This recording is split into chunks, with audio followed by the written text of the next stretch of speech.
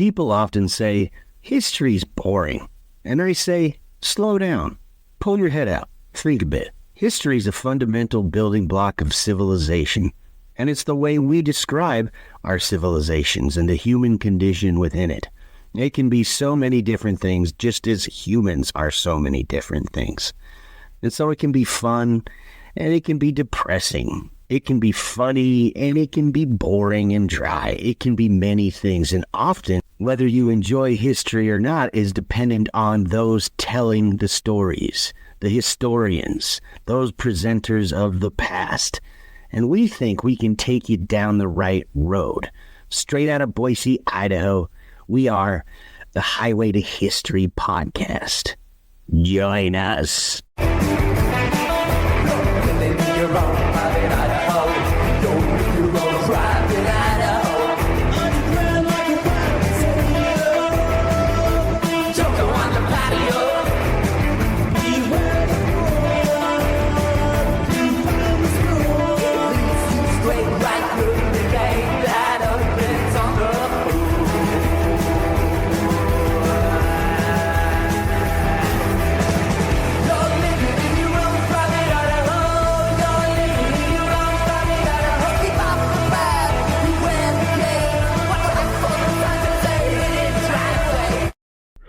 Hey, it's Mark with the Highway to History podcast, and I am flying solo this week, so thanks for tuning in.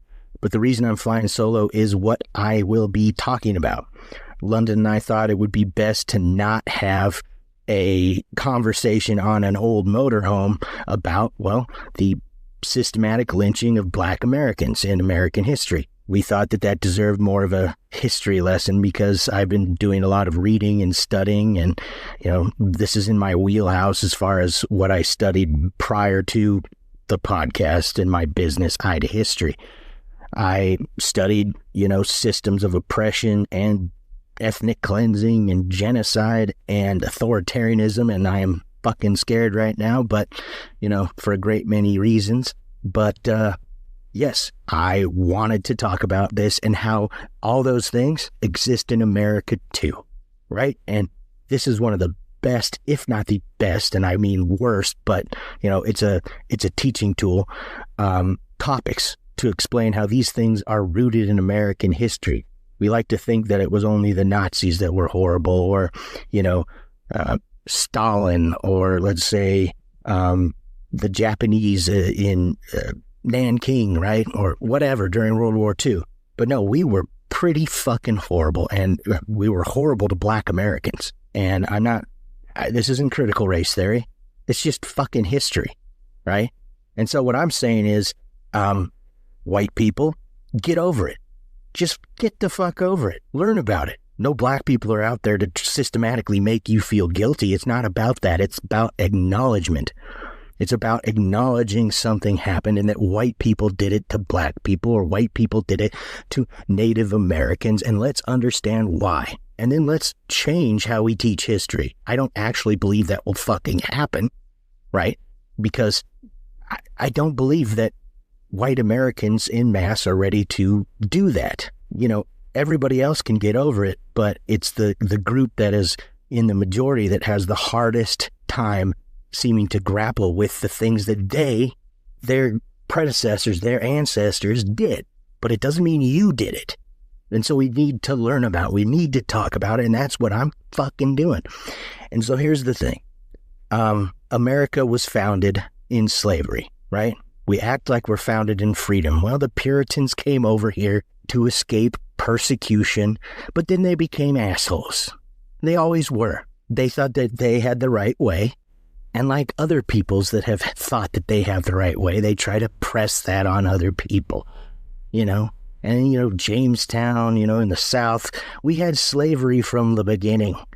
We, popularly look at the year of 1619 to say that's when slaves first came to these shores. I'm sure it was before, but that's when, a boatload of African people forcibly taken from, Africa came here. And so what?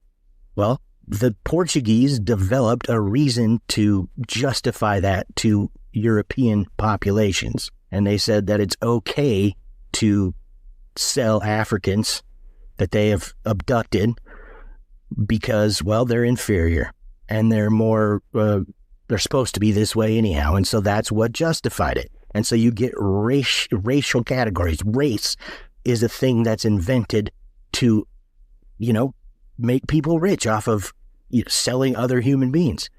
And then, I've been told, well, Mark, black people were part of the slave trade too. And it's like, well, yes, but where does the system fucking come from, right?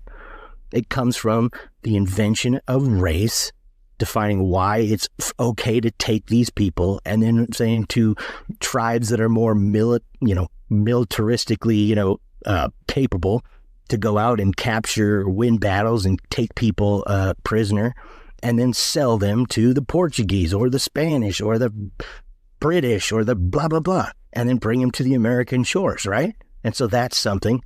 Racism is always part of it, right? And I've also been told, well, Mark, black people own slaves too. Well, that was true. Very, very minuscule in America, but we're not talking the same system of slavery.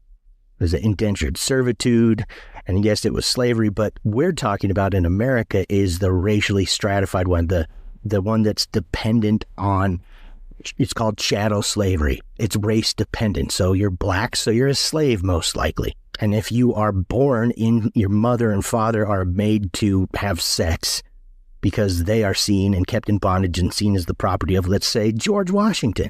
Well, what happens is those two people have a child, and that is the property, quote unquote, of George Washington. Now that is what we're talking about. But this was a problem as we're fighting the revolution.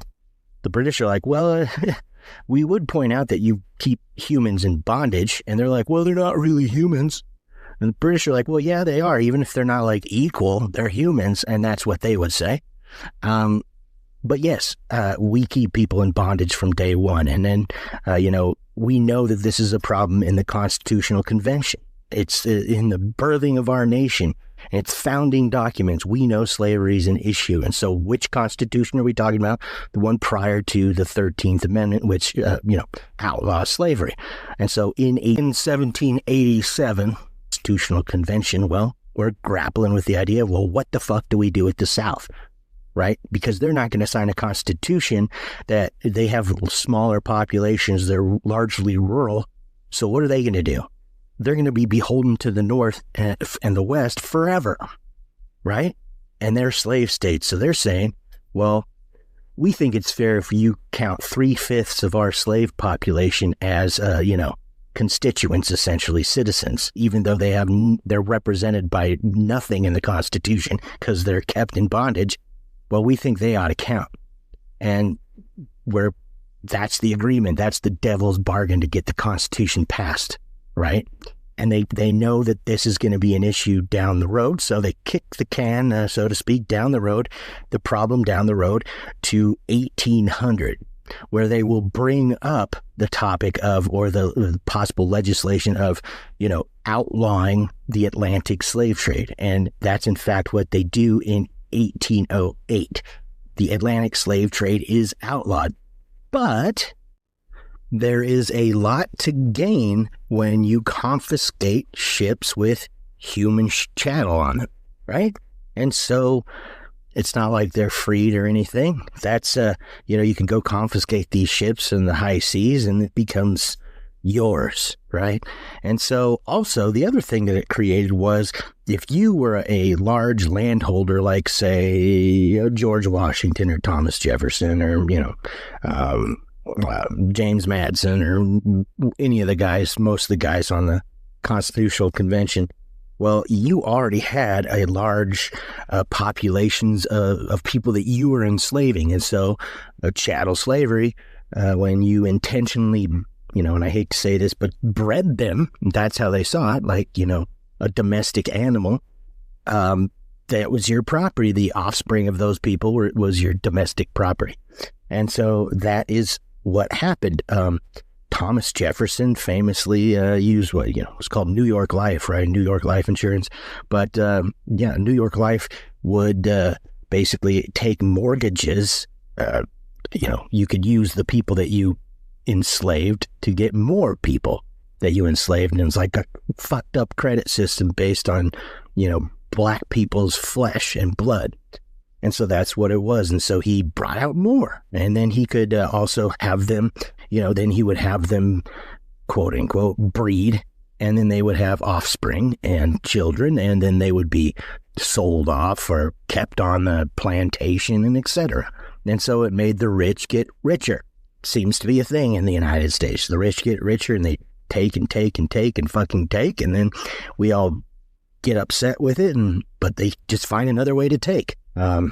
Yeah. So anyway, this is all a system that after we become a nation is, you get larger and larger slave plantations in the South. You do have, slavery is definitely in existence in the North. You got Kentucky, Maryland. I know some people are like, that's not the North, but yeah, as high as Delaware, definitely. And then in the West, right? Texas, some people say it's the South. Well, it fought for the Confederacy later on, but part of the Confederacy. And so, that is, but what we think of as the large landholding, aristocrats of the South, the patrician classes, was personified by George Washington and Thomas Jefferson. Well, those are the people who get wealthy and have these huge plantations, the Custuses, right? Martha Washington was a Custis, and, later on, a Custis was Robert E. Lee, General Lee, if you please. And so, they became richer and wealthier and more powerful, and that just was what it was. And so the Civil War was coming. The Civil War was most fucking definitely about slavery. 41% of the economy in the antebellum South in the 1850s, nationwide, in the economy applied, 41% of the income in the United States was slave-based, okay? And it created infrastructure up the wazoo.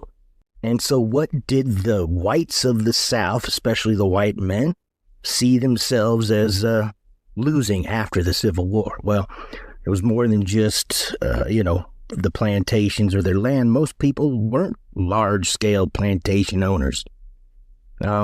Some people enslaved just a few individuals, a few black people. There were those who had hundreds, right, in large plantations. And so if you get married at a plantation, just know where you're fucking getting married, right? Just admit that you don't care. Because, maybe go to the site of a massacre, get married there, But anyway, that's an aside. But here's the thing. In the South, most people didn't own, anybody or possess anybody. But here's, the other thing is that it didn't matter. As a white man, even if you were poorest of the poor, you could still treat a black person horribly. And that is what was at stake to the white South, right? It was an economic system, but it was also a system of a cultural system. It was how their society was set up in some ways, right? So, you could have had class consciousness, right? Let's just dream here.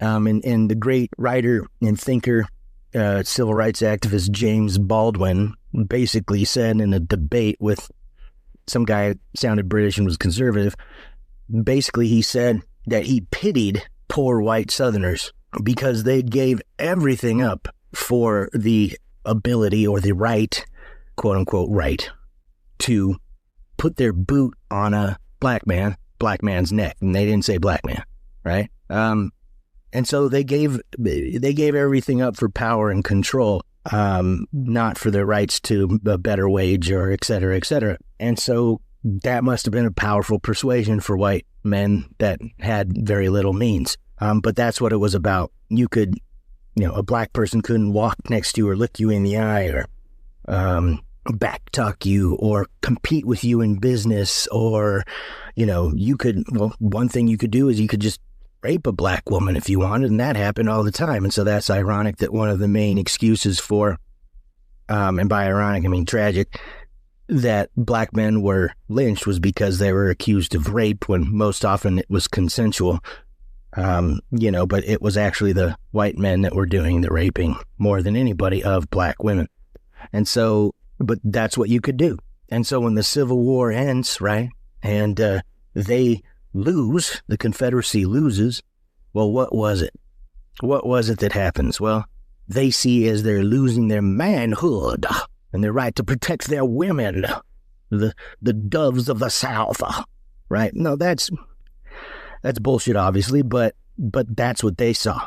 And they had to protect their women, and now they couldn't because black people are doing things like succeeding, and they're being let to. Now, they weren't succeeding off of their own, initiative and intelligence. It was that they were succeeding because, the northern aggressors were seeing to it, and they were just conniving. And I have found in my reading that there is no buddy that cries victim louder than the perpetrators of some injustice.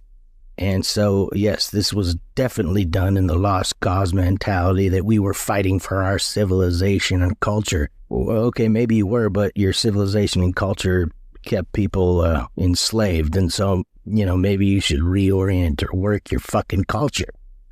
But anyway, that's an aside. But some of that was used later during lynching to say, well, we are victimized people now that you've let black people off the plantations, and now, they're in control of their own lives, and now they're just, either lazy or they're,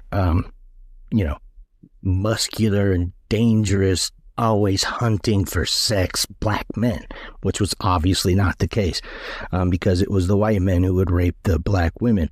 That was true, because the power structure made that so. Because they could do things with impunity. They could commit crimes against the black people with impunity because the courts wouldn't support black people that were victimized. Once Reconstruction was forced to an end. And so, okay, the Civil War ends in 1865, right? Appomattox Courthouse, Lee surrenders, and then slowly the war comes to an end because, the main army of the Confederacy was no more. And so slavery is at an end with the 13th Amendment in 1865, December 6th, 1865, it's ratified. And you get the 14th Amendment that comes out, and it gives citizenship to black people, right?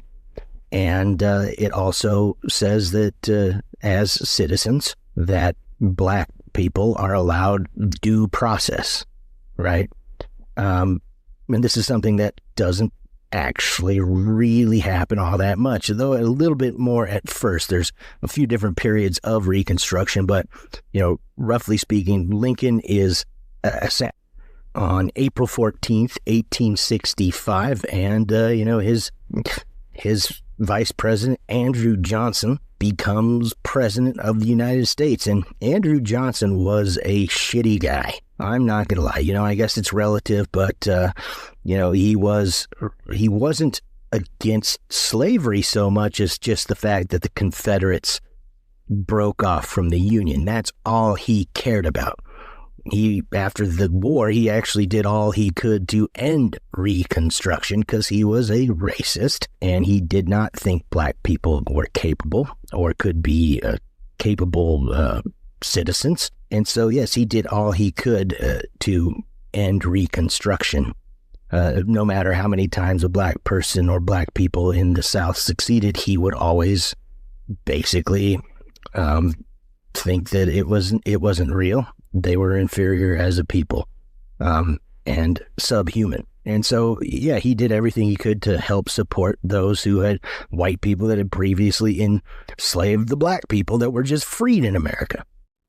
In March of 1865, Congress had started what we called the Freedmen's Bureau. And the Freedmen's Bureau was there to support previously enslaved black people in succeeding, right? And basically seeing to the, transfer of their, 40 acres and a mule and the goods they needed, assist them in voting and, help them develop businesses and run for politics. Anyway, what it was all about was good things for black people in the South. And guess what?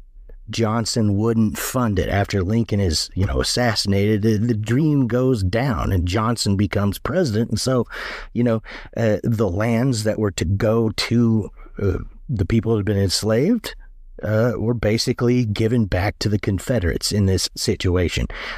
He made sure that the the land went back to the people that had possessed it and the people in the beginning. And so this was very much liked by the patrician class of the South. And so, he was a popular guy. Down in Dixie was Johnson. But, not one of our best, if not the worst fucking president of all time. He's close to it. And Johnson also, while, he didn't oppose the 13th Amendment of, outlawing slavery, he did oppose the 14th Amendment giving black people the right to citizenship. And he definitely opposed the 15th Amendment because he called voting, I quote, a privilege, not a right. Yet it is a right, at least for white males up until the 15th Amendment, and then it becomes a right for black males. But he did not think that black people were deserving of the franchise of voting. And so, Johnson was opposed to that. He also made it effectively a situation where he refused to provide credit to black people to purchase land in the South. So, they wouldn't get government assistance either. And he made sure of that. So, no, you have to have government assistance, but we're not going to loan it to you. You don't have the money, all of it, to purchase this land on your own. So guess what? You're fucked. And that's essentially what his whole idea for Reconstruction was, is fuck you. That's his whole plan. And because the white people own the land again in the South, well, guess what? They had the power, right? Because what could a black family do in rural South without land, right? And so the idea was that, well, the white people still needed labor, right? And so how can we create a system as close to slavery as possible without, calling it slavery? And you get sharecropping, right? And so basically, the owner has the land and provides some seed and, water and soil, whatever. But the black people in this situation provide the labor and the time and et cetera, et cetera. But, well, they have to pay for their housing. They have to pay for the food that they eat and where they get it. And, they have to pay for the fencing and replacing things and tools and et cetera. And so really by the time the crop comes in, they had jack shit to live on. So they're not making, they're just subsisting, if that. And so that's the situation that sharecropping takes up.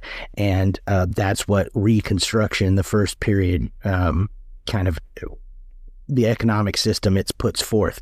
And so under this system where black people have no land and they have no power, and with the president who said things like, okay, this is what he said in 1867. He said, black Americans have less capacity for government than any other race of people, and they would relapse into barbarism. And so he believed that this was true. He said the vote for them would also lead to a tyranny such as the continent has never yet witnessed. So he thought that black people were going to lead to tyranny, even though the tyranny had been done unto them by white people.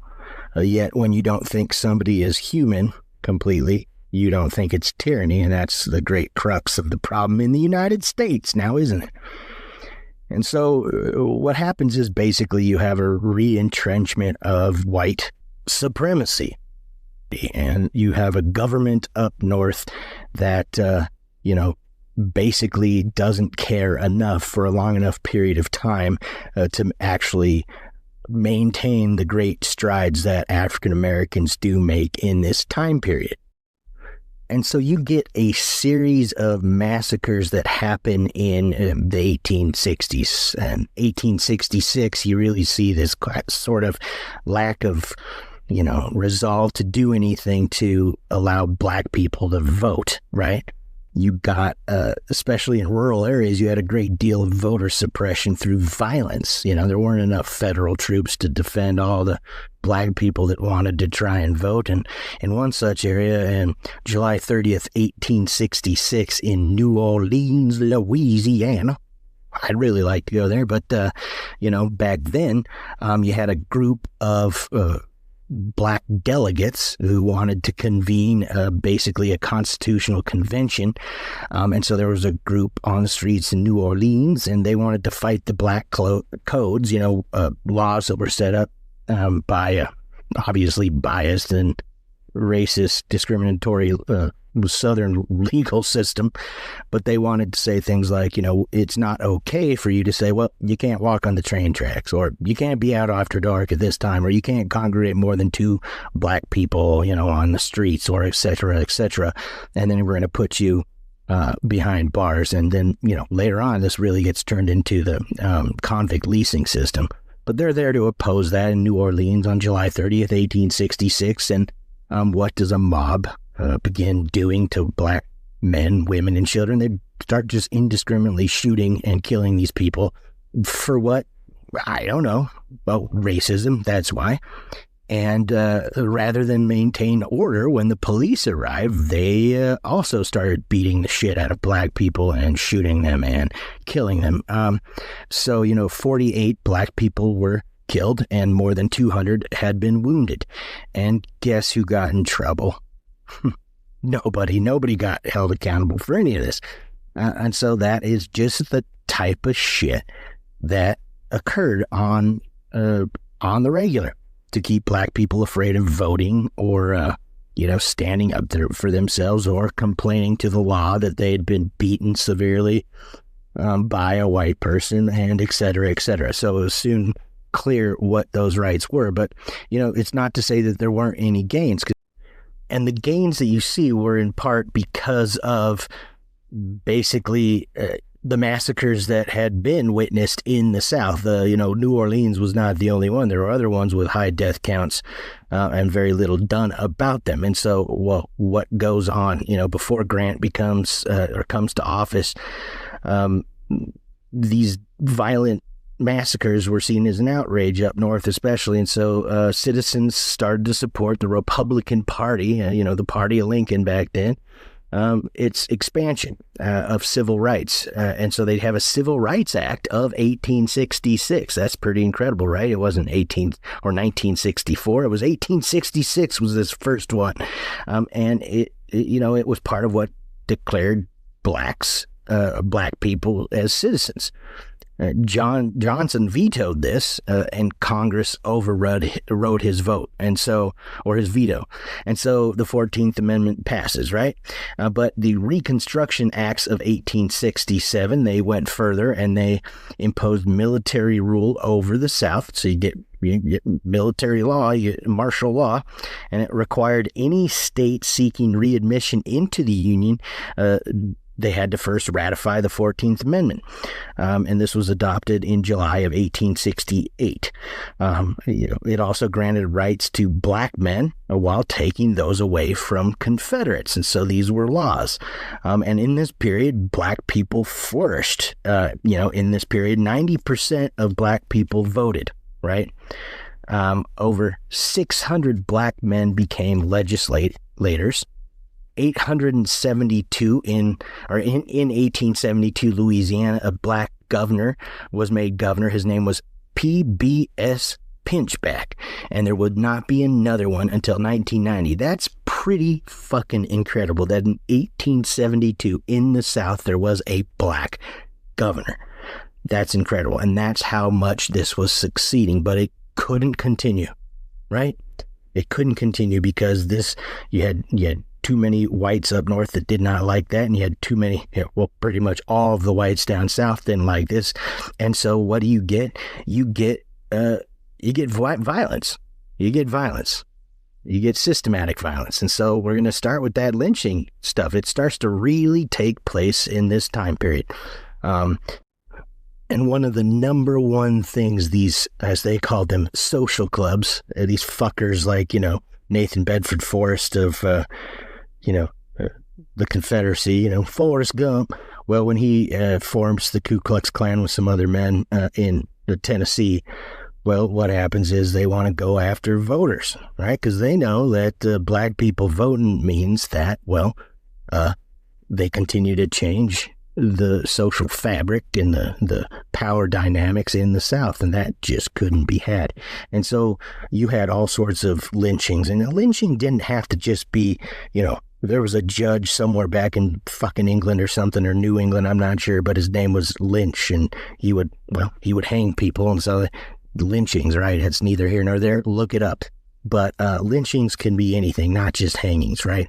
It can be shootings, it can be beatings, it can be, burnings, and actually lynching was often accompanied by or just used by burning people at the stake. And I shit you not that in the 1920s, right, the only country in the world that was on the regular burning humans at the stake in the 1920s and little in the 30s and teens was America, the United States, right? It wasn't Romania, and it wasn't somewhere in Africa, and it wasn't in Asia. No, it was in the United States.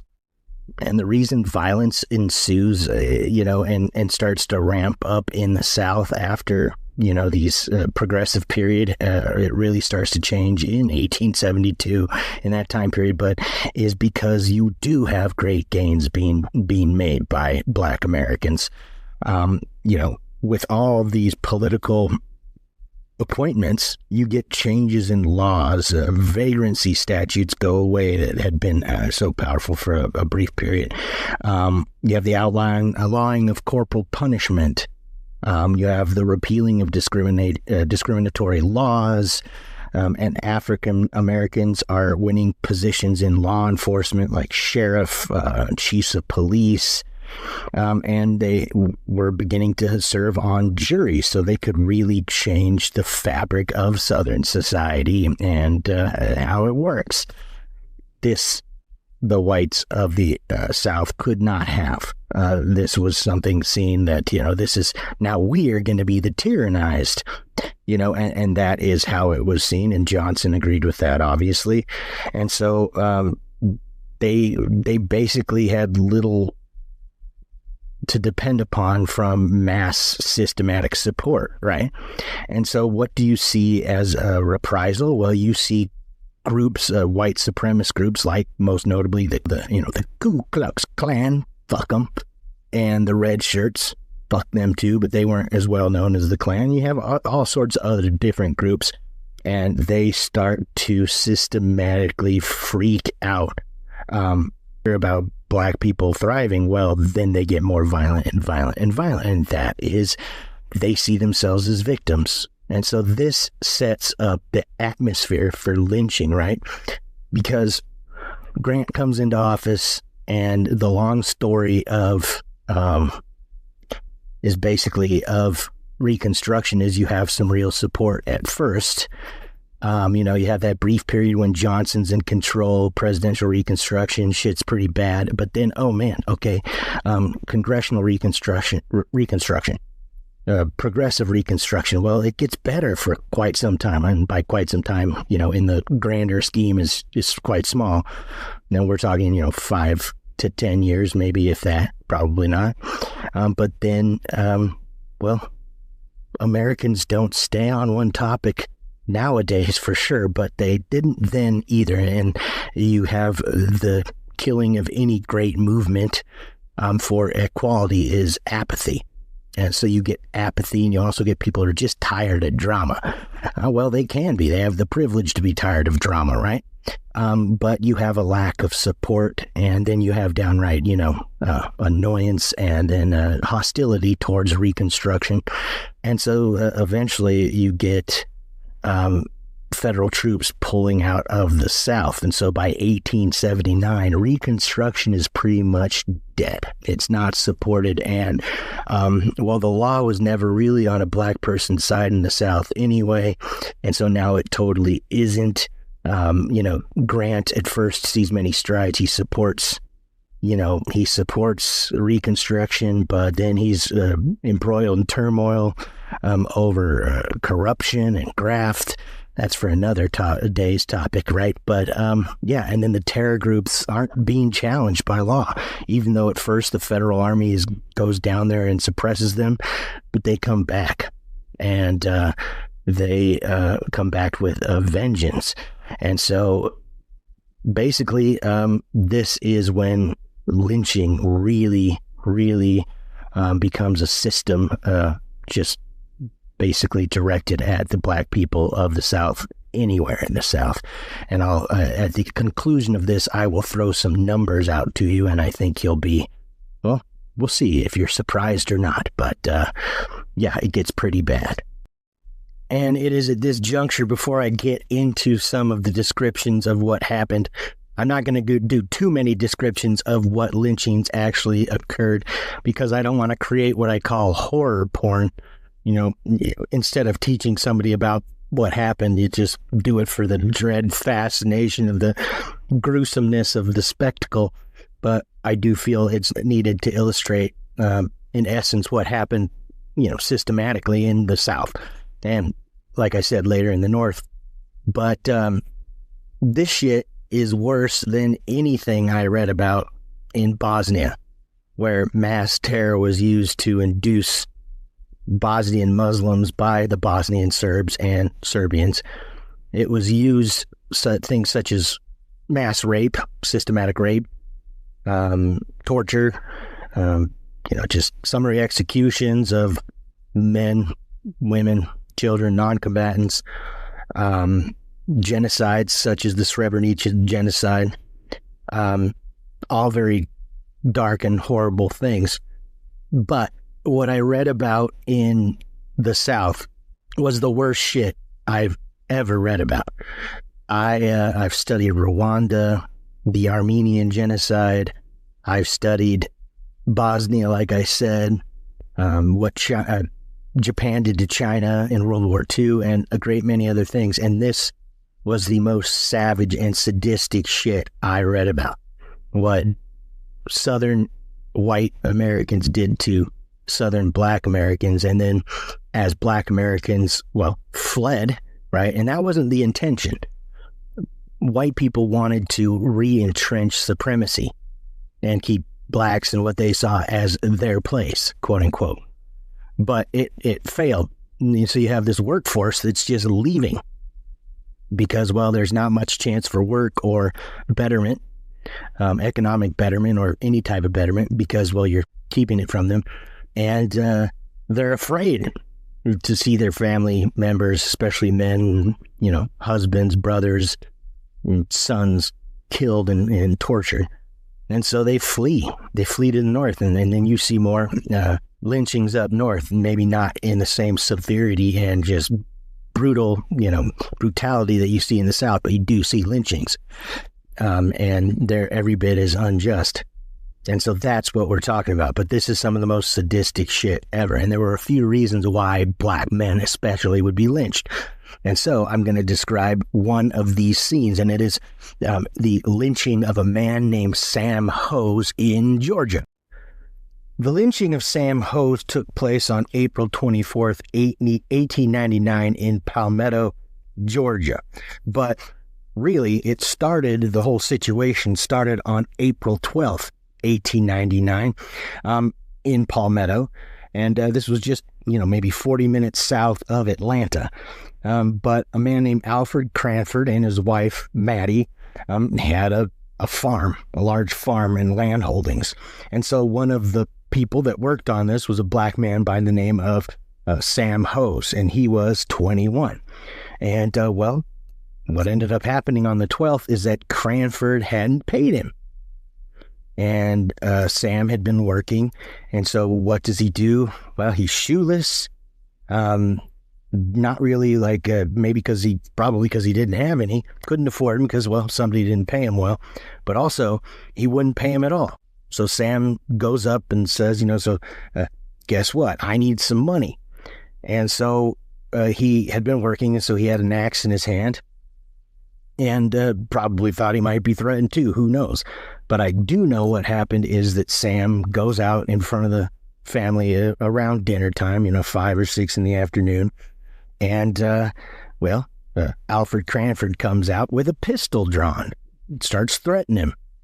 And so what happens is Sam just wants his money, but, Alfred continues to threaten him with the gun. And so, who knows, in some swift manner, but Sam Hose defended himself with the axe. And as he was trying not to get shot, he buried the axe in Alfred's head. And then, he ran. And so that's the start of a giant manhunt. A vigilante group is formed. But the story doesn't end there. The story becomes fictional. And so what is said is that, we can't find him, and this is embarrassing. Sam is, in the swamps or staying with, family or friends, and so they can't find him. And so Alfred's father, the surviving Cranford Sr., he can't have that his son, died at the hands of a black brigand with, even though he had a pistol in his hand. That's just not, respectable. And so what ends up happening is he alleges that the man came up, snuck up on him, challenged him in his home when he was defenseless, and slew him, hit him in the head with his axe.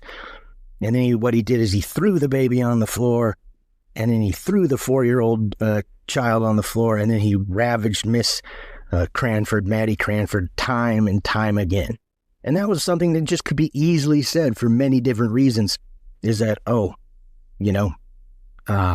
the black fiend, quote unquote, raped the white woman. And then you have every justification in the minds of the mob, the white mob, to do whatever you want to that black man. And that's exactly what they did to Sam Hose. And so he was hunted down, and he was eventually found on the 26th of April. And so he was found at his mother's house, and another black person on this farm turned him in because they would outright be threatened, and violently. And so he was caught by two basically bounty hunters, and they tried to get him to Atlanta because they wanted to collect a sum of money that the governor had put forth and other businessmen. And so they were trying to get him to Atlanta, but the mob found him on a train outside of Atlanta, and they brought him back to Palmetto. And the government surely wasn't going to help, because Georgia's governor at the time in 1899 was named Allen D. Chandler, and he endorsed lynching. He thought it was a method to control black criminality, as he said. And so he thought that black men really did have a lust for white women, totally excusing the fact that white women had a lust for black men. But this is what he said of the affair, just believing what was said, that Sam Hose had crept into the happy little home with an axe, knocked out the brains of that father, snatched the child from its mother, threw it across the room out of his way, and then by force accomplished his foul purpose.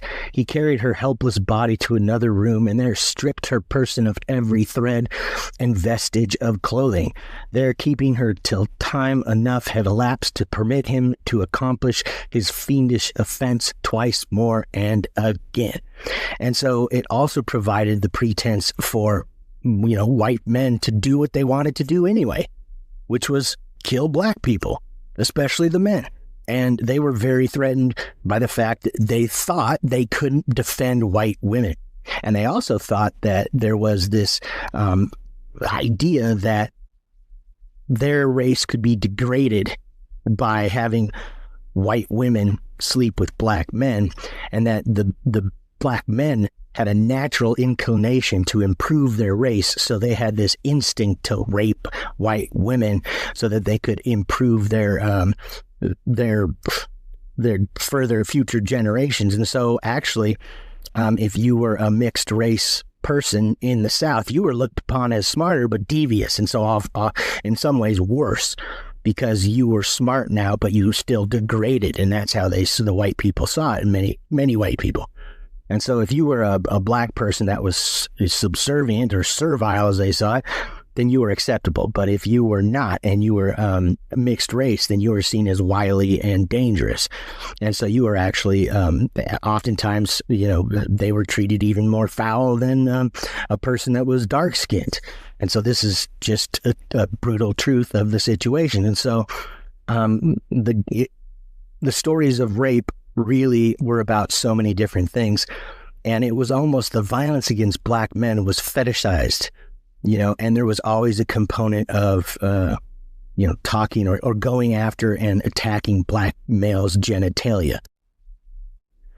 And so the good governor was getting these stories from the paper, these excuses, or descriptions of what happened to Maddie Cranford and Alfred Cranford were just passed, like a baton from one paper to the other across Georgia. And so after 2 weeks, from April 12th to, the 26th, white people in the area were chomping at the bit to see this man tortured and killed. And so that's exactly what happened.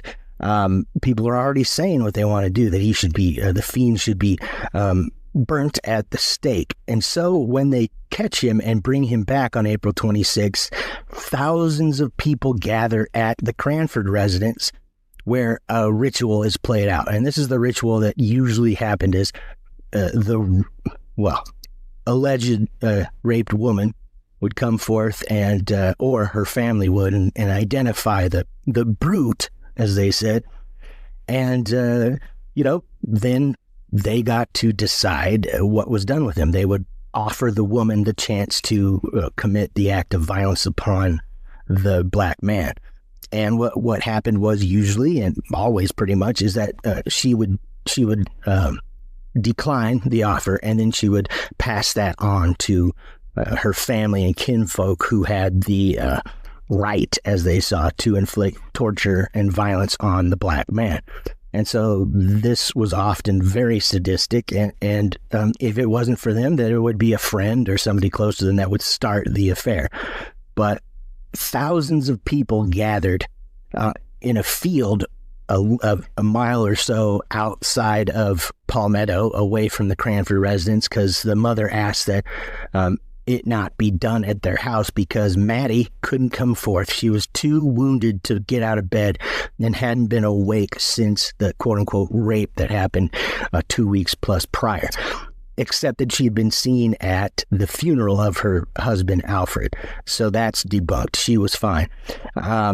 So what happens is the family members, so the men, go out with the mom. We're talking thousands of people, 5,000 upward people. They had special trains coming from Atlanta to come into Palmetto because every train was full. People left church early in the South. I'm talking fucking church in the South back in the 1890s. They left church to go watch a human being, be tortured and killed. And you know what? I read about the crucifixion of Jesus. What's happened to Sam Hose was way more torturous. So these people are full of shit. And what could be the answer?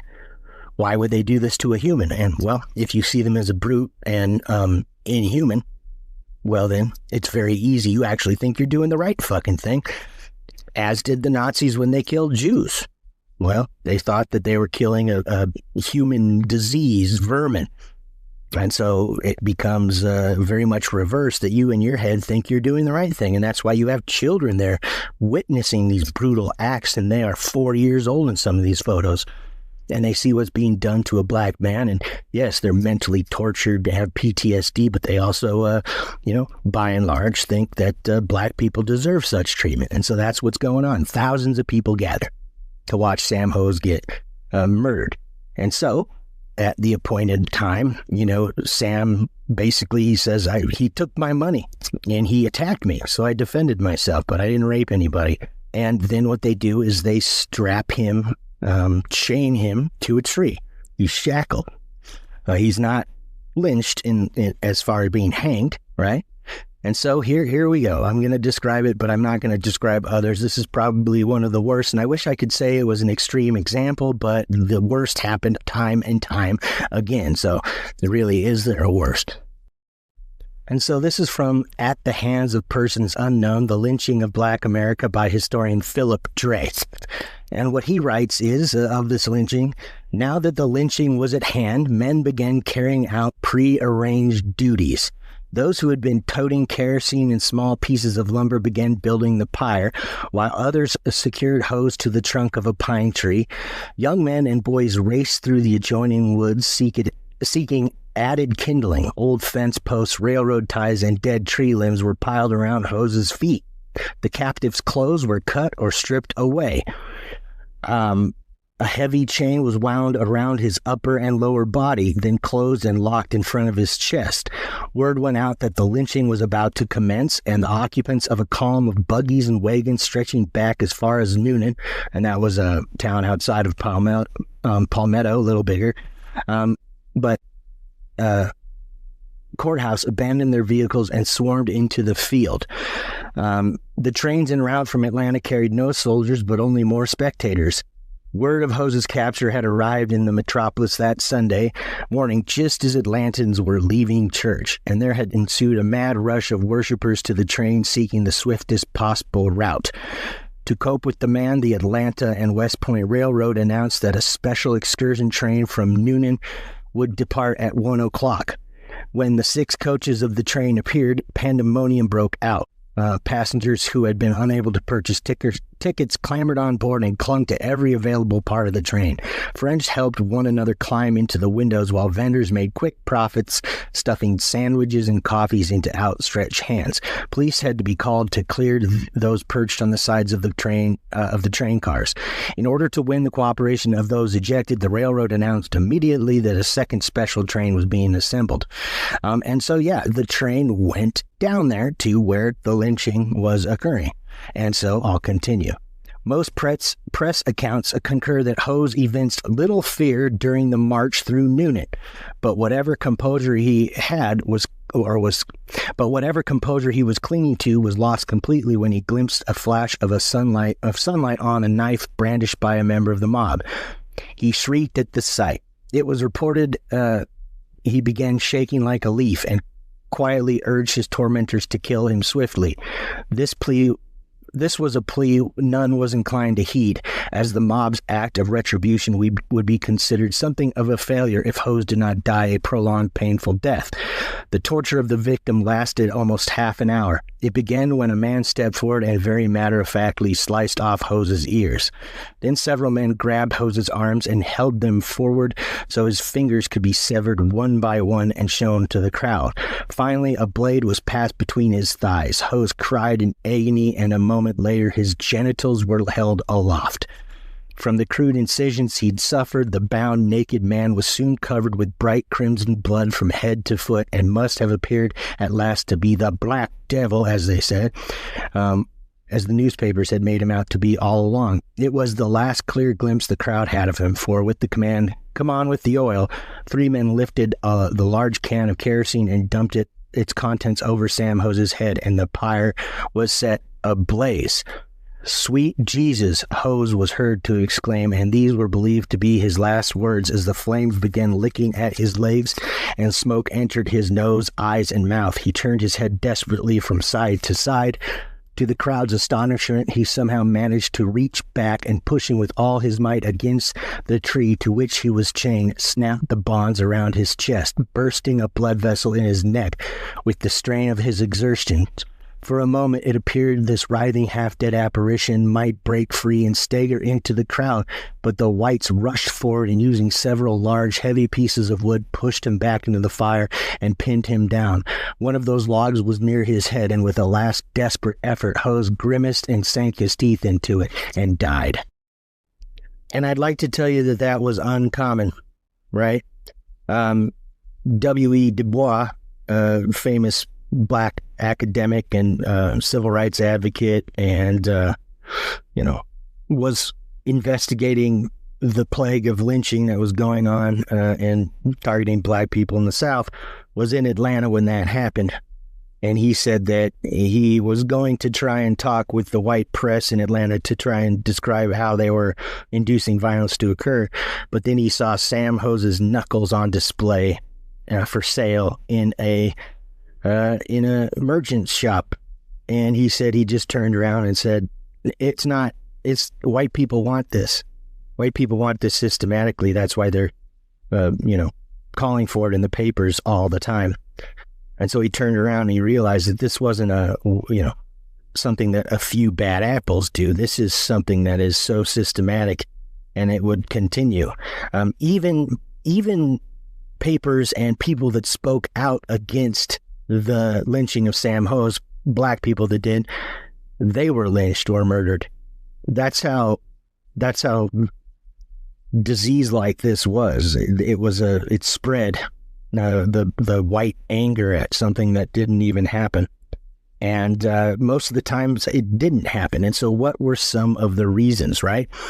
Well, before I get to that, the other thing that's quite sick and twisted is, there were postcards that people collected of these things, and you can actually review them on the Library of Congress website and other places like the Tuskegee Institute.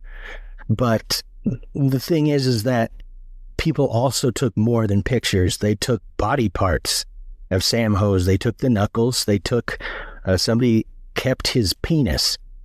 They also took bones, pieces of flesh, parts of the chain, scraps of trees, and they kept these things for generations. It's fucking sick. And that's what they did. And it wasn't just rape, although that was the most common reason. And so, like I said, in 1889, for instance, there was a guy named Keith Bowden, and he had consensual sex. That was in Georgia, and he was executed, and violently so. People would often shove implements and take big chunks of flesh out before it was burned or the person was dead, and that was something that was regularly done. People were skinned alive. Think of medieval torture, and it was worse than that. You could be lynched for social transgression. A man named Jesse Thornton on June 22nd, 1940 in Laverne, Alabama, forgot to say Mr. to a white man, and so he was shot to death by multiple perpetrators, and he was disfigured and thrown in the river, beaten beforehand. Also in Hickman, Kentucky, a recently discharged black soldier named Charles Lewis was lynched in uniform in December of 1918, just weeks after the end of World War I. Mr. Lewis was standing on the street when a white police officer began harassing him, and he claimed that he fit the description of a robbery suspect. When Mr. Lewis insisted that he was a soldier with no reason to rob anyone, the officer accused him of assault and arrested him. The next morning, a mob of white men broke into the jail and seized Mr. Lewis and hanged him. And there are the lynchings like those of Sam Ho's that really illustrate that this wasn't just a group of, disgruntled, angry, and psychotic white Southern men, right? Many of these were massive spectacles, and even those who were disabled were not saved by the wrath of the mob. In one place, Paris, Texas, when was this? This was 1893. So Paris was founded in 1844, and it was named for the famous French city, and it quickly became the seat of Lamar County. By the start of the Civil War, the town had 700 residents, and yada fucking yada, they were into ranching and all sorts of shit. But, 28% of the county residents were enslaved black people. But in the lynching era that followed the Civil War and emancipation, Paris was the site of repeated bloody racial terror. So it had a history of this, as did many of these towns where these things happened. In early 1893, a 17-year-old black boy named Henry Smith was accused of killing a 3-year-old white girl. Nearly a week after the child's death, a posse located Henry in Hampstead County, Arkansas, and returned him to Paris by train. He was met at the station on February 1st, 1893, by a mob of 1,000 white people from across the state. Henry was placed on a carnival float and carried through the town to the county fairgrounds, where he was forced to mount a 10-foot high platform. Henry was brutally tortured for nearly an hour in front of 10,000 people and then burned alive.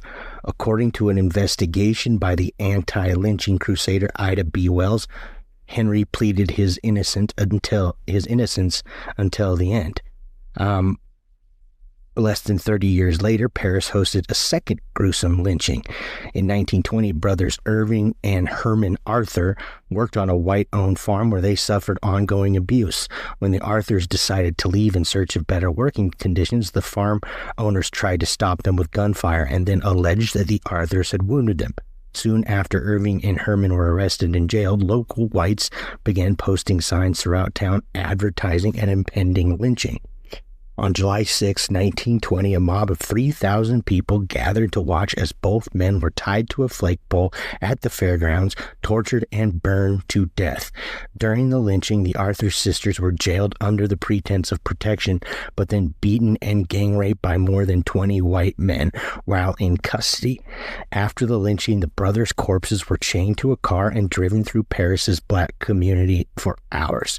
A local sheriff involved in the case later declared the brothers had been guilty of no crime. And here's the thing about the first Henry Smith, his lynching and burning.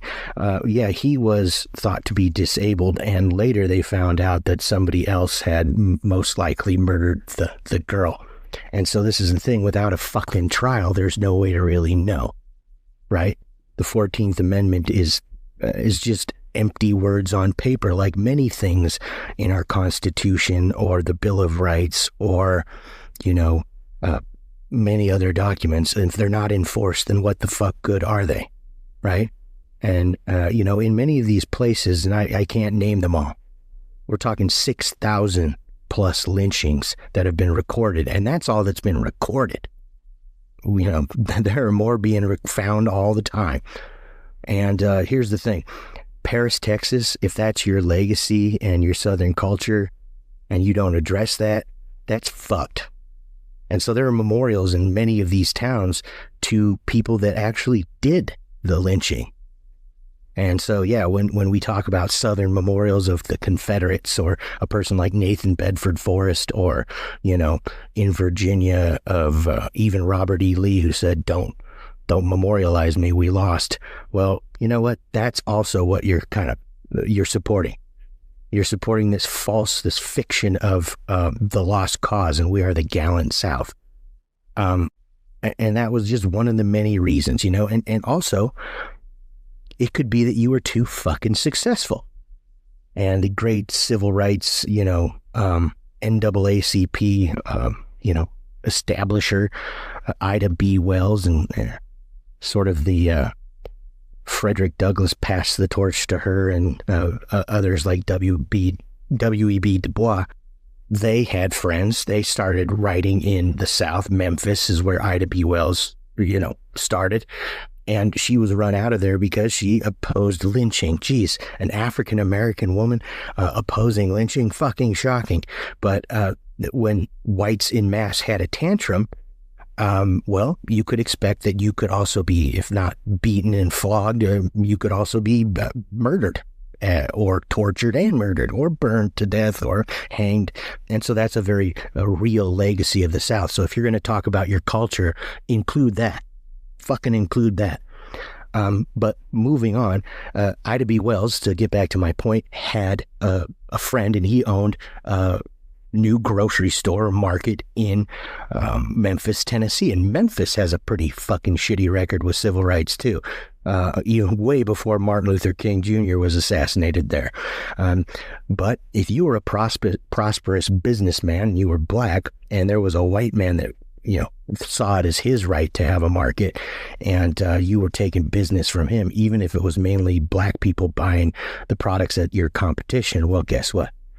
You could be shot, and they could just say, well, he raped me, or he raped her, or he bumped into me, and God, I don't like that. That's a social transgression. And so you could be lynched then. And so in one case, Ida B. Wells' friend, Thomas Moss, and his buddies, Calvin McDowell and Henry Stewart, were partners in a new grocery store, the People's Groceries.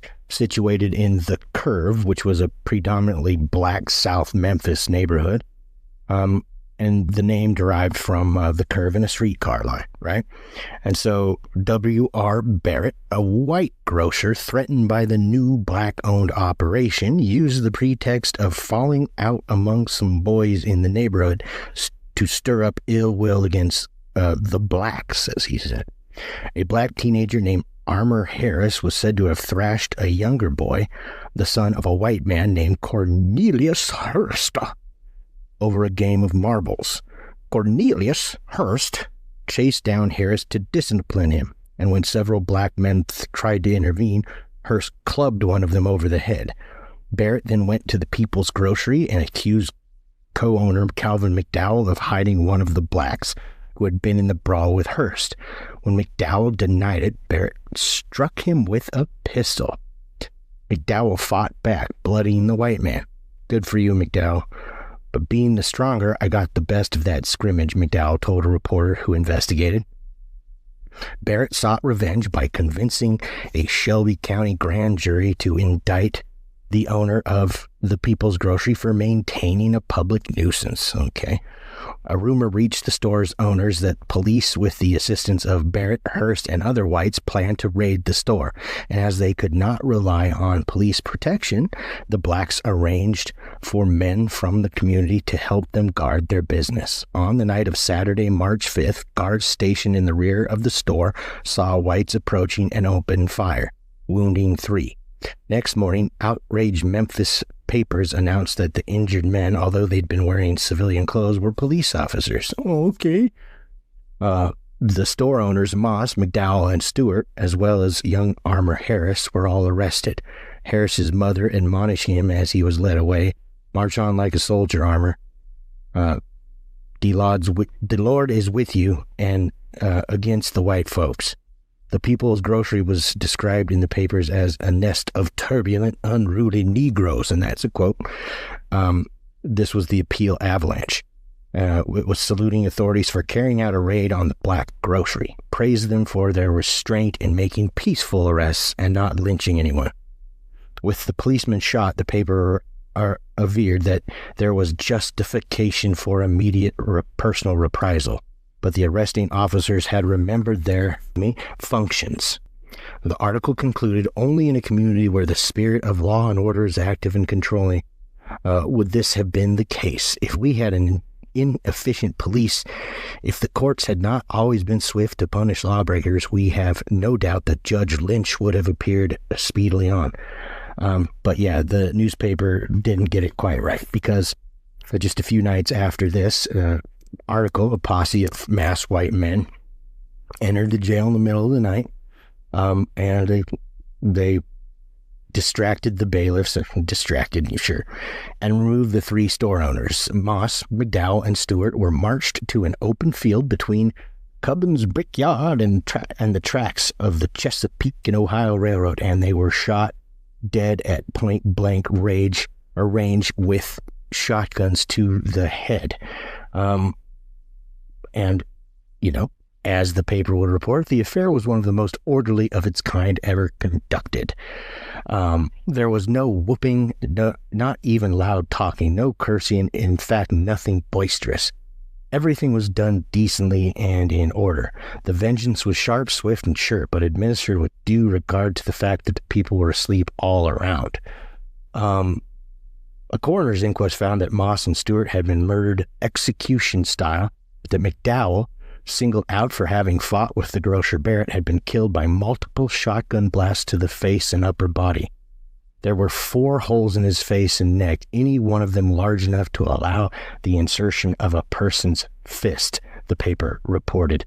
The victims bled freely. Each of their heads was buried in a pool of blood so deep and so copious that at dusk last evening, notwithstanding the carmine fluid had lain on the absorbent clay and in the glaring heat of the sun all during the day, it still remained in liquid state. But the coroner concluded the deceased were taken from Shelby County Jail by a masked mob of men, the jailer overpowered and taken to an open field and shot to death by parties unknown. And so this is what Ida B. Wells started talking out against. but she was also threatened with lynching, and good thing she was out of town when this happened, and she moved her headquarters to New York, where she fought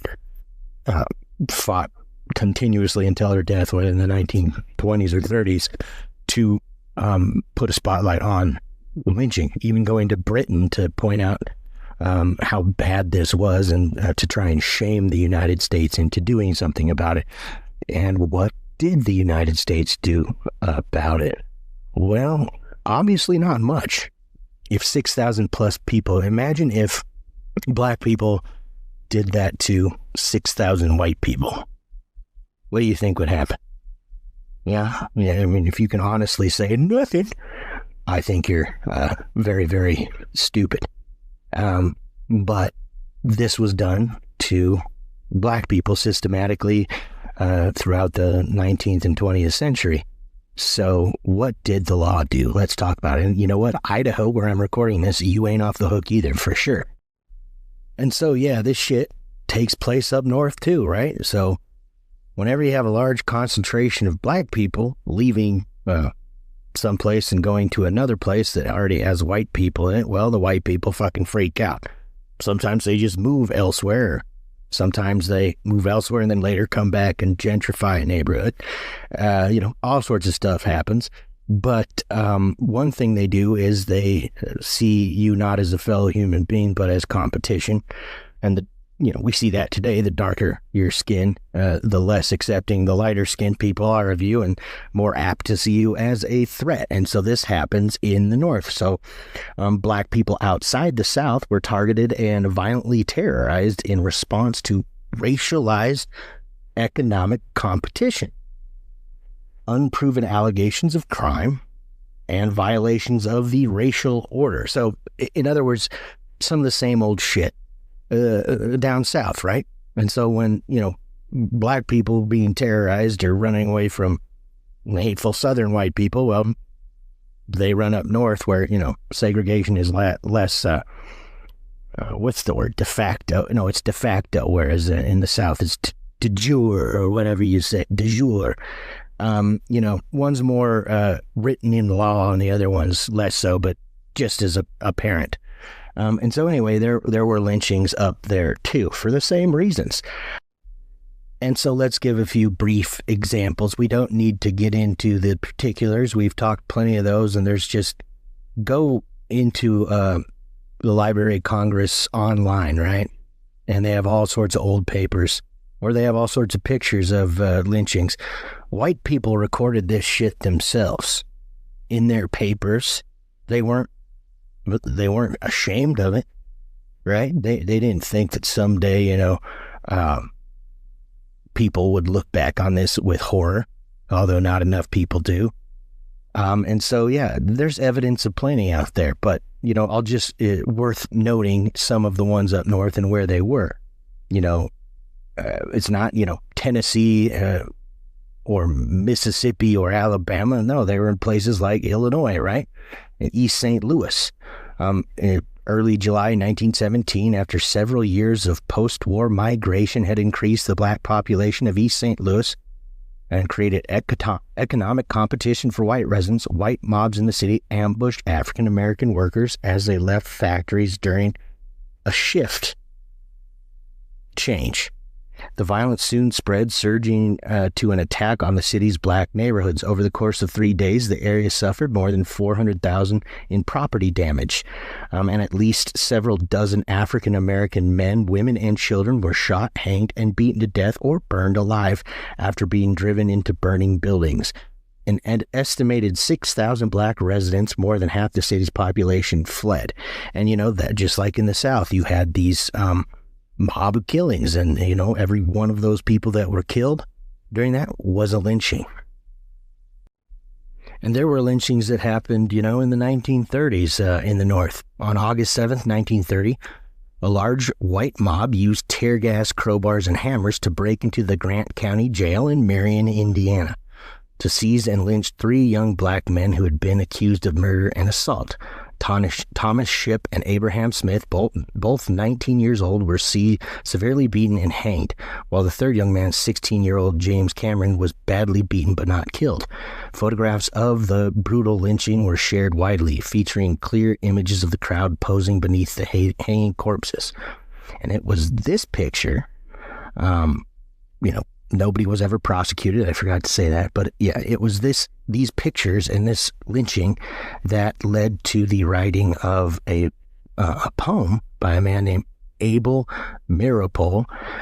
And the poem was later turned into the song Strange Fruit by Billie Holiday, and then later recovered by Nina Simone. And so that wasn't written about the South like you'll hear sometimes. It was in fucking Indiana. And then even in places with small black populations, you would still get lynchings for the same reasons. Those guys were, in Indiana were accused of murder, but, even if they did it, they deserved a trial. I don't know if they did or not, but even if they did, the 14th Amendment gave them the right to a trial as American citizens, but that, obviously never happened, or rarely happened in certain areas. And so, in some other cases, people were just accused of assault. On June 15th, 1920, in Duluth, Minnesota, where there were very few black people, a mob of 5,000 people lynched 3 black men named Isaac McGee, Elmer Jackson, and Nathan Green. After seizing the men from jail where they were being held on charges of assault, so they shouldn't be hanged by a mob for assault, the mob ignored the pleas of the local white clergyman to spare them, and they were hanged from a light pole. Right? There's pictures of it. They're fucking horrible. In Omaha, Nebraska, in October 1891, thousands of whites gathered to seize George Smith, a black man from local jail, after he was accused of assault. Again, accused, and even if he did it, of assault, not something you get killed for. And though he had an alibi and most reports of the alleged crime were false, the mob beat Mr. Smith, dragged him through the streets with a rope around his neck, and then hanged him from telephone wires in front of a local opera house. Despite the severe physical injuries inflicted, the coroner concluded that Mr. Smith had died of fright. As a result, 7 white men, including a local police captain, who were arrested for coordinating the lynching, were never prosecuted. And so I could go on and on and on, but you understand the system that is at work now in the whole United States. And so what did government and the law do about this? Well, nothing, because 6,000 plus people were murdered by mobs and, sometimes small groups and, maybe just clandestinely, especially after the 40s, in the 50s for sure, but they were still lynched nonetheless, and jack shit was done about it. Or the criminals got off, or they were mock trials, or there were no trials at all. So, either there were too few white people to actually, that actually really cared about it up north, or anywhere. Majority were apathetic, and a whole lot of them were into what was going on, right? And so the Equal Justice Initiative report that I read a lot of for this piece and other books, but the report concludes the lynching era was fueled by the movement to restore white supremacy and domination, but Northern and federal officials who failed to act as black people were terrorized and murdered enabled this campaign of racial terrorism. For more than 6 decades, as Southern whites used lynching to enforce a post-slavery system of racial dominance, white officials outside the South watched and did little. So they turned a blind eye to lynching. And so it was Northern and federal complicity. And that's just the fucking truth. Congress made efforts to pass federal anti-lynching bills throughout the lynching era, but Southern white representatives predictably and consistently protested to so-called federal interference in local affairs. Southern states passed their own anti-lynching laws to demonstrate that federal legislation was unnecessary, but refused to enforce them. Big shocker. Very few white people were convicted of murder for lynching a black person in America during this period. And of all lynchings committed after 1900, only 1% resulted in the lyncher being convicted of a criminal offense. Well, I see, I'm a glass half full kind of guy, but God, that's hard to feel on that one and that stat. But basically, they didn't do shit, and that's just the MO. They were complicit or they didn't do shit. And so I could go into all these governments and what they tried to do, but it's just the same. We might put it on paper, but we don't enforce it. And we don't live up to the ideals on that paper. And that's basically what happened. I don't want to let Idaho off the hook either. Now, Idaho, the famous Senator William Borah, we have our highest mountain, Mount Borah, is named after him. Well, he's called a progressive lion of Idaho and all this shit. But, place and time, I guess you get to understand the day and age for him to be a progressive. But in the United States, there were over 200 pieces of legislation that were introduced were anti-lynching, and they all failed. One of the most successful, but then failed in the end, was the Dyer Act of 1922, and it just said, hey, first responders, officers, you have to actually do something to enforce these laws and not be complicit in having them disobeyed and flouted and then actually, killing people, et cetera, et cetera. But just like Teddy Roosevelt, Borah believed that the southern states meant well and have every intention to challenge lynching. And that also black people needed to shape up their behavior, right? And so this was something that he believed, and you can read this in letters, and I have read those in letters. He also believed, and he wrote this in a letter to W.E.B. Du Bois, that he thought the 15th Amendment was a mistake. He didn't think black people in America were ready after the Civil War, or even then in the early 1900s and 19-teens, to vote, and that it was a privilege and not a right, just like Andrew Johnson said, in the 1860s. And so, yeah, this was our illustrious Senator Borah. He didn't want to challenge states' rights. He didn't want that shit coming up to him. And so he was in a voting block with the South. And so he supported those motherfuckers and they supported him. And anyway, yeah, he didn't want people to infringe on states' rights, even if they're hanging people from fucking trees and burning them and et cetera. So that was Senator Borah for you. He just thought that black people were that they needed to behave better, essentially. And, well, isn't that fitting? But aside from Borah, yeah, these things were all struck down. And so there's much more to this, but yeah, I mean, the law never was on the side of a black person in the South and later on up north. And some might say that comprises, well, America. And so, I could keep going and I could, go over every incident and states and every region of America. But I just wanted to introduce this violence which systematically took place in America.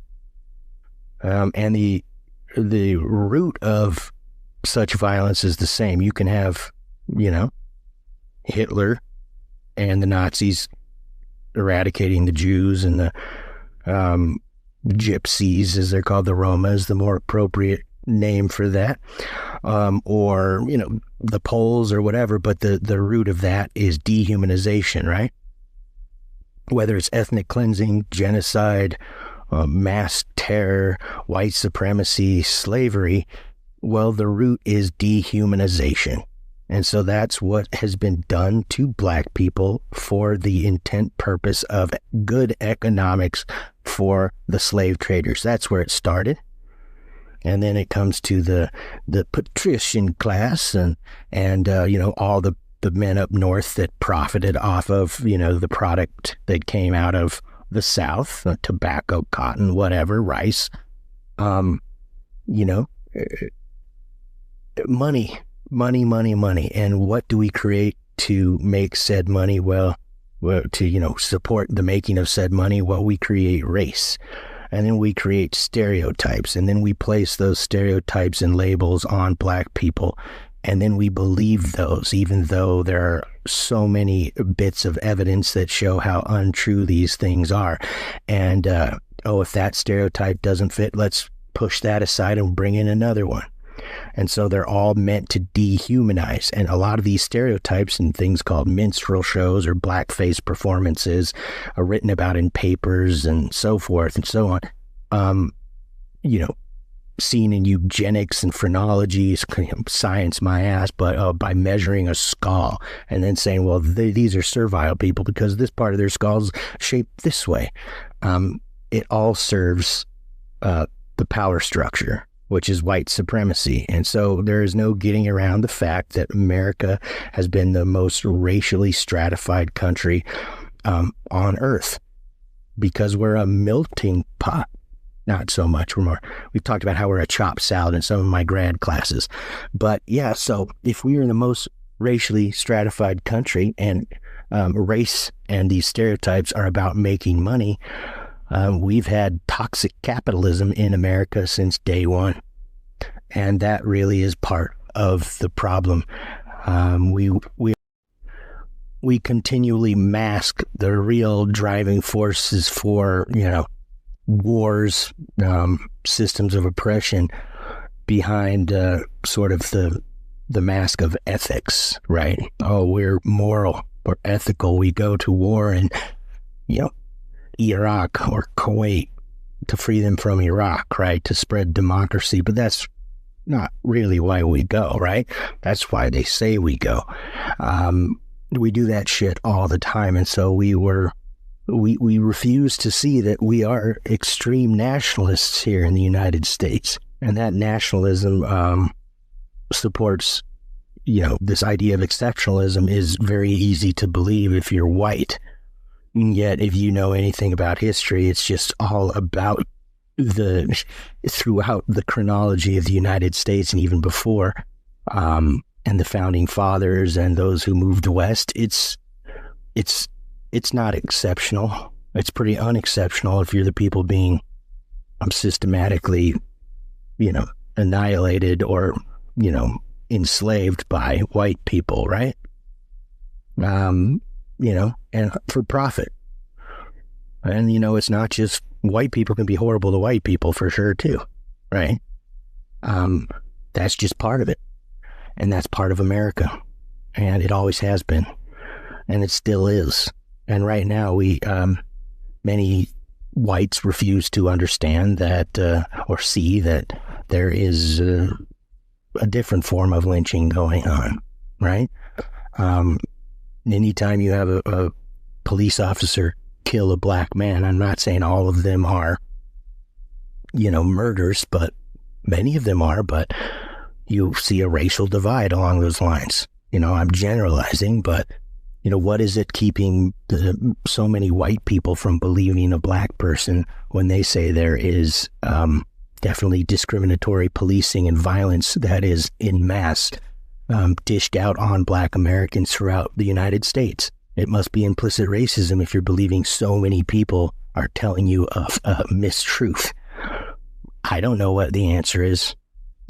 What is the answer for you not believing that? There's evidence to support it. Well, it's ideology. This ideology of exceptionalism. First responders are always there for the most altruistic purposes, but they're not. They're not. There's a job for them, and they're human. Many of them are good people. Many of them aren't. Some departments are good. Many aren't. And that's a problem. And the blacker your skin, the more difficult you have it when it comes to policing. So again, we turn to race and say, well, what's the easiest thing to explain that? Well, there's something wrong with the victims. There's something wrong with the people, just like back in lynching. Well, it's not the white people who are to blame for burning somebody at a stake in the 1920s. No, it's that black person because they're too sexual. They're too threatening, right? And so that's always what persecutors do. They blame the victim and try to act. Bullies always try to act like they're the victim in the end, right? Nobody cries victim louder than the perpetrator of genocide or institutionalized terror and terrorism. And so I don't have a lot of hope for anybody out there right now. People are going to invariably say, well, Mark, why do you hate white people? And I will say I don't hate white people. I do really hate the ability of white people that are comfortable to not seemingly believe what a great many other people that are not white say to them about what they experience in the United States. Again, acknowledgement, not guilt. Get over your guilt. I don't like that. I think that's pretty fucking dumb. There's so much information out there and so many experiences that you can take from hundreds of years ago or today. And it can all illustrate that this system that I've been talking about, the system of systematic violence, changes shape and form, but the root remains the same. And so these things are going on. And willful ignorance, suits the majority.